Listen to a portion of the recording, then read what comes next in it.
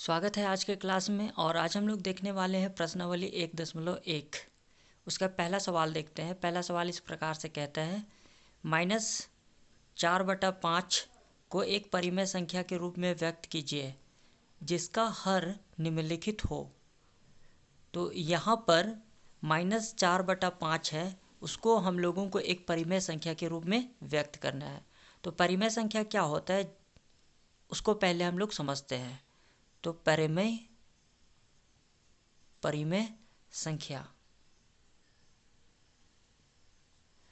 संख्या वह होता है जिसको हम लोग p/q के रूप में लिख सकते हैं। ठीक है, बटा के रूप में लिख सकते हैं, जहाँ पर q not is equal to 0 होना चाहिए। q को 0 के बराबर नहीं होना चाहिए। ठीक है, जैसे कि एग्जाम्पल के लिए हम लोग ले लेते हैं, जैसे 1/2 परिमेय संख्या है, 4/5 परिमेय संख्या है। ठीक है, ये भिन्न के रूप में लिखा हुआ है, ये एक परिमेय संख्या है। लेकिन 4/0 एक परिमेय संख्या नहीं होगा, क्योंकि यहाँ पर हम लोग देख रहे हैं q के स्थान में क्या है, 0 है। तो ये एक परिमेय संख्या के रूप में नहीं होगा। ठीक है, तो आप लोगों को समझ में आ गया होगा कि परिमेय संख्या होता क्या है। आगे हम लोग देखते हैं कि इसी रूप में, परिमेय संख्या के रूप में ही हम लोग व्यक्त करेंगे जिसका हर होना चाहिए, हर को होना चाहिए 30। ठीक है, तो समझते हैं आगे। भिन्न ऊपर में हो जाता है अंश। ठीक है, ऊपर में क्या होता है, अंश, और नीचे में होता है हर। ठीक है, कोई भी भिन्न में, जैसे यहाँ पर क्या था, p/q एक भिन्न के रूप में लिखा हुआ है। तो कोई भी भिन्न में जो ऊपर होता है वो अंश होता है और नीचे होता है वो हर होता है। ठीक है, तो हर में हम लोगों को आना चाहिए, यहाँ पर जैसे सवाल देख रहे हैं 30 आना चाहिए। कितना आना चाहिए, 30। ठीक है, तो इस संख्या को हम लोग व्यक्त करेंगे, -4/5 को हम लोग एक परिमेय संख्या के रूप में व्यक्त करेंगे। तो आइए हम लोग इस सवाल को सॉल्व करते हैं। ठीक है,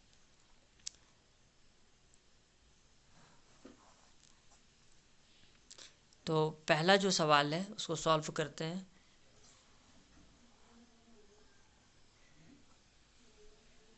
दिया हुआ है 30, हर में कितना होना चाहिए, 30। तो -4/5 है। ठीक है, ये वाला जो संख्या है -4/5।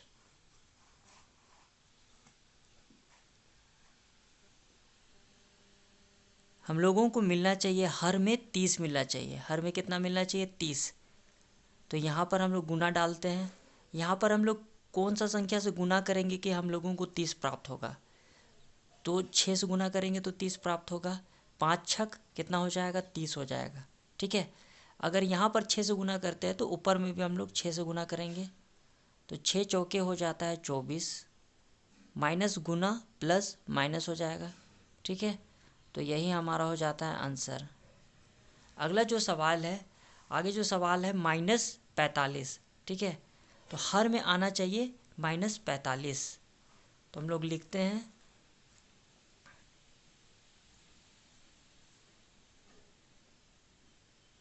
बी नंबर जो सवाल है -45। तो -4/5 गुना, यहाँ पर हर में हम लोगों को आना चाहिए -45। तो यहाँ पर कौन सा संख्या रखेंगे कि हम लोगों को -45 मिलेगा। तो यहाँ पर हम लोग पहाड़ा जानते हैं, 9×5 = 45 होता है। ठीक है, तो 9 रखेंगे और यहाँ पर माइनस रखते हैं, क्योंकि यहाँ पर माइनस है, तभी माइनस गुना प्लस क्या हो जाएगा, माइनस हो जाएगा। तो 5×9 = 45 प्लस गुना माइनस माइनस -45 प्राप्त होता है। ऊपर में भी हम लोग गुना करेंगे -9 से, तो 4×9 = 36, 4×9 = 36 हो जाता है। माइनस गुना माइनस प्लस हो जाएगा। तो अगला जो हमें भिन्न प्राप्त होता है, जो अगला परिमेय संख्या हमें जो प्राप्त होता है वो है 36/-45। ठीक है, यही हमारा हो जाता है आंसर।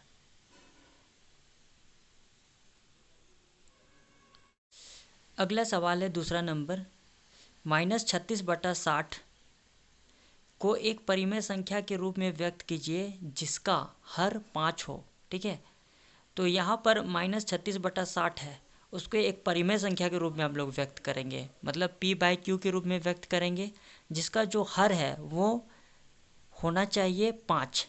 हर को कितना होना चाहिए? 5। तो हम लोग लिख लेते हैं दूसरा नंबर।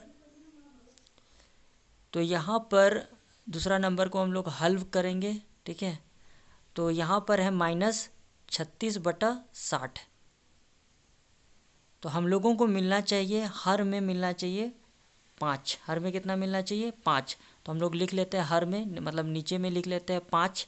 ठीक है, तो यहाँ पर 60 को किस अंक से हम लोग भागा देंगे, किस संख्या से भागा देंगे कि हम लोगों को 5 प्राप्त होता है।